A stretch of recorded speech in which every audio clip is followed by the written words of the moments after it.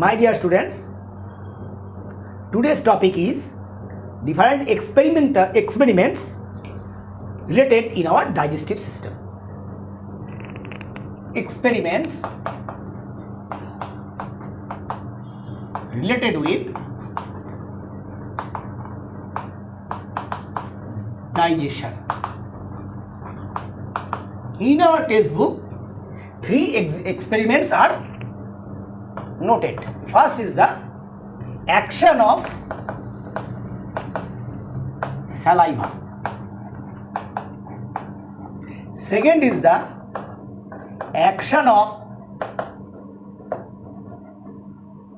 pepsin on protein. And third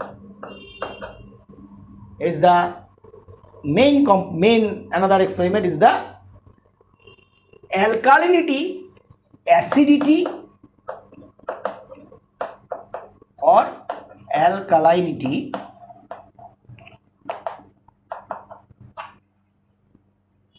environment acts on enzyme, particularly pepsin. These are the three experiments. First is the action of saliva. You know, saliva contain a glycolytic enzyme called ptyalin. Ptyalin is a glycolytic enzyme. It acts on boiled starch. It acts on boiled starch.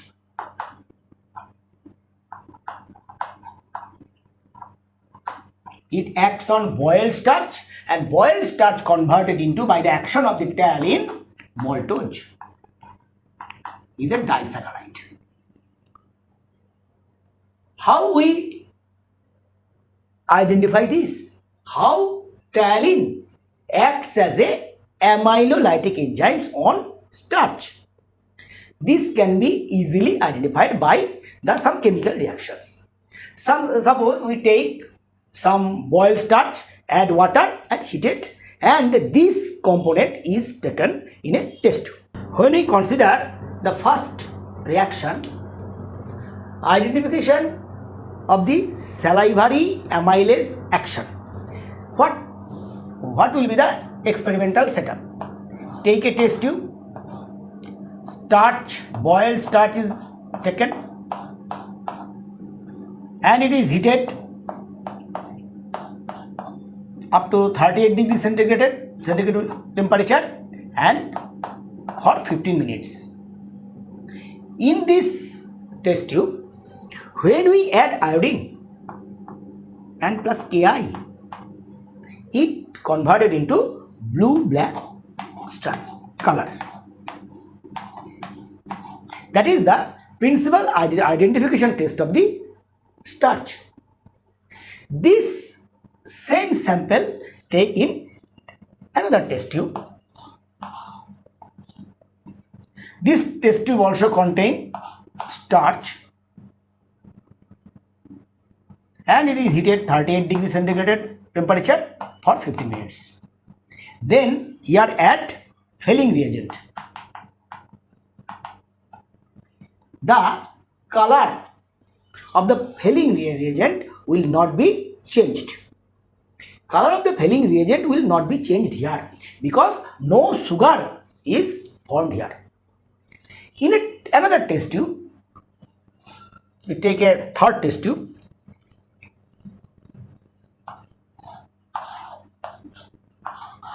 Where the same starch solution is taken and 38 degree up to 30 degrees centigrade and for 15 minutes, and some freshly collected saliva that contain ptyalin amylolytic enzyme is poured here drop by drop.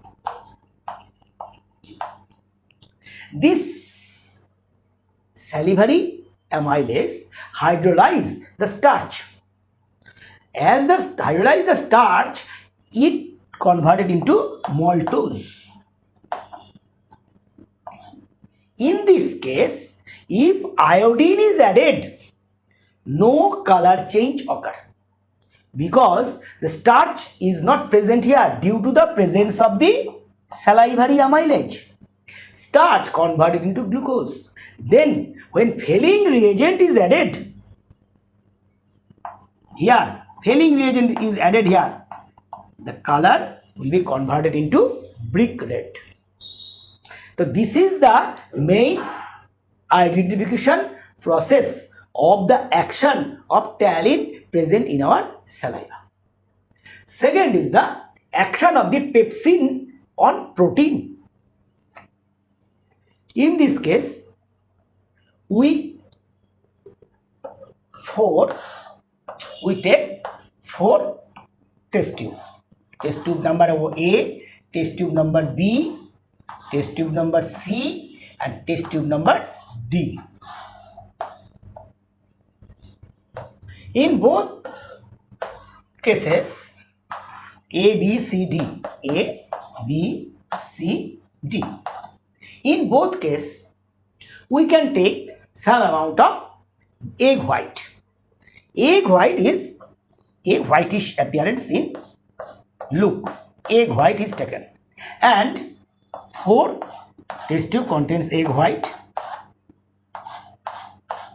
and it is warmed up to 35 degrees centigrade for 10 minutes.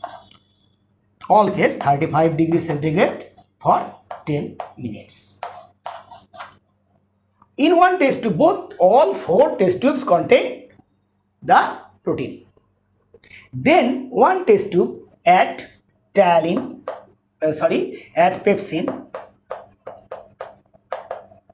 Second test tube we add HCl. Third test tube we add pepsin plus HCl. In fourth test tube we add HCl plus denatured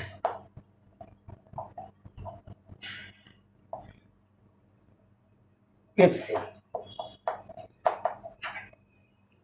In this case, what happened? When pepsin is added in the egg white, no change occur. When HCl is added singly, no changes occur. When pepsin and HCl is added, the change generally occur. How we can identify this change? This change will be identified by xanthoprotic reaction.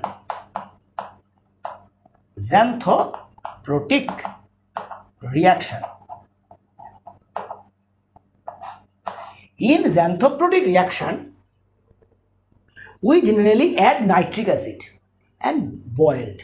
In all these cases, when nitric acid is added, concentrated nitric acid, and boiled, or here no color change occur, but here color is changed here.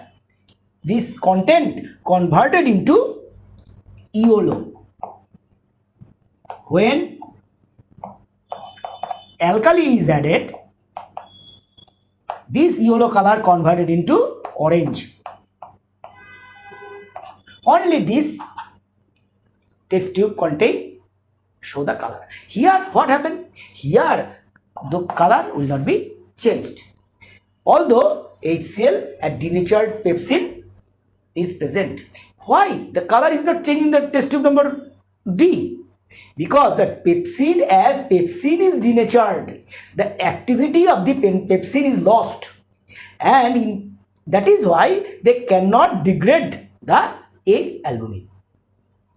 So all this case, we take egg white, then all are remains in same temperature for the same time.